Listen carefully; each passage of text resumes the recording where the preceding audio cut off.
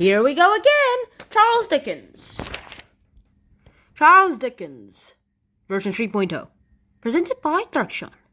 One thing I have to say before I talk about more about Charles Dickens is that in Charles Dickens 2.0, I made a huge, serious mistake. I called Charles Dickens Charles Darwin by accident. Twice. So, here we go the third time. This time I'm reading A Tale of Two Cities, so this should be fun.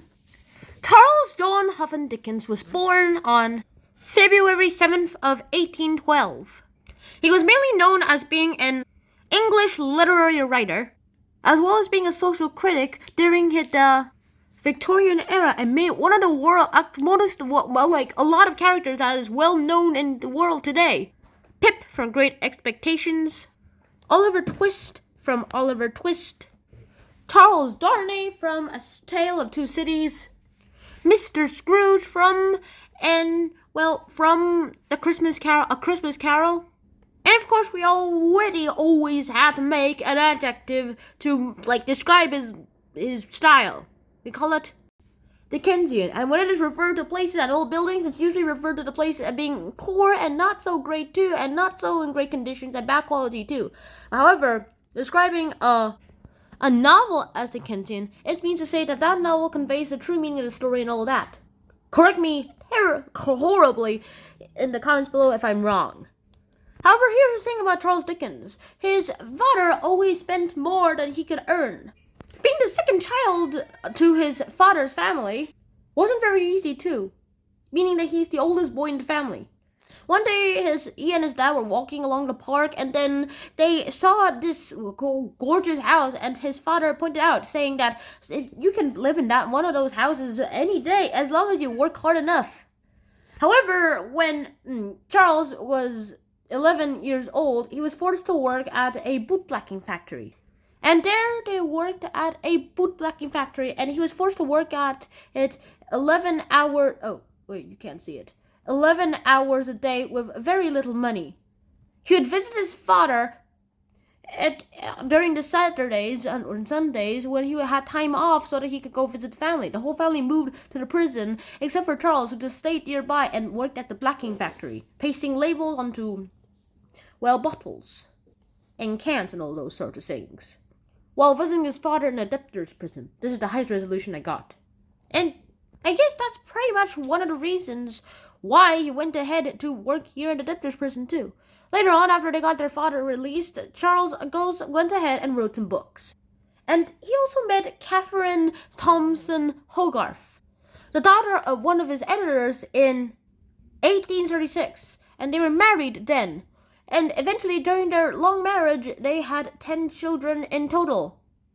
It was also during that time that Charles Dickens started actually writing lots of things. In fact, his first book was called The Pickwick Papers, and it was the book, his first novel, that got him into great success. And that was the reason why he was able to become one of the greatest writers and most well-known and well-distributed and well-reputed novels and writer in every day and every life. He later went on to write stories like Nicholas Nickley, Little Dorrit, The Curiosity Shop, Hard Times, Bleak House, A Christmas Carol, Oliver Twist, Great Expectations, A Tale of Two Cities, and David Copperfield. As well as writing a story called The Mystery of Edward Drew, but then wasn't able to finish it because he died. And left no notes on concluding the mystery. And while he was with Catherine, lots of interesting events started happening. He started writing all those books, all right, and one day he got enough money to be able to buy Goddards Hill. Correction, Goddards Hill. And that was the house that his father pointed out to him all those years ago. He originally thought of just using it as a place to make some more money by renting out to people, because it was also having on financial times too at the time. Well, they weren't that serious, but he still wanted some money. And then he finally decided that since this was his pinnacle of achievement, all of this was his pinnacle of achievement, he has been able to work hard to get this house that his father showed him all those years ago. He decided not to rent it out to people and to show it off and to live here on the countryside during the summers and all those holidays, and also sometimes live here permanently and temporarily too. This was a sign and a symbol of pinnacle achievement for Charles Dickens' life. However, However, while Charles Dickens was going on with a theatrical production, yay, what happened? The tabs you just saw was a Wikipedia article I used for one of my main articles of research. He met an actress called Ellen Ternan. He was at the time 40-something years old, while she was 18 years old. In fact, they made a documentary in 2012 called The Invisible Woman. And I haven't watched it yet, but it sounds fun. It reminds me of the story called The Invisible Man. I made a video about it, remember? And that's actually speculated some of the reasons why these guys got divorced in 1858. They didn't exactly do a divorce, that would ruin his reputation, but they separated in 1858. They were still legally married, though. He met her in 1857, and they became partners for a while now. They weren't officially married, they weren't able to, because he was still married to this woman. And then, well, from 1857 to 1870, the day of his death, they, lived together. They didn't have any kids. They had one, but he died in infancy. And then one day, a few years before 1870, he and, Ellen decided to go on a little train ride back home, and then it turns out that the railway was actually under repair work, and the driver had no idea that it was. The driver hit the brakes, but it was too late. Charles, went ahead and commissioned some brandy and water to the people who were injured so that they can keep them alive. And it wasn't until at the last minute before the car that contained his manuscript of his latest novel that he went inside to risking his life to save his dear manuscript. He got out just in time before the carriage toppled over.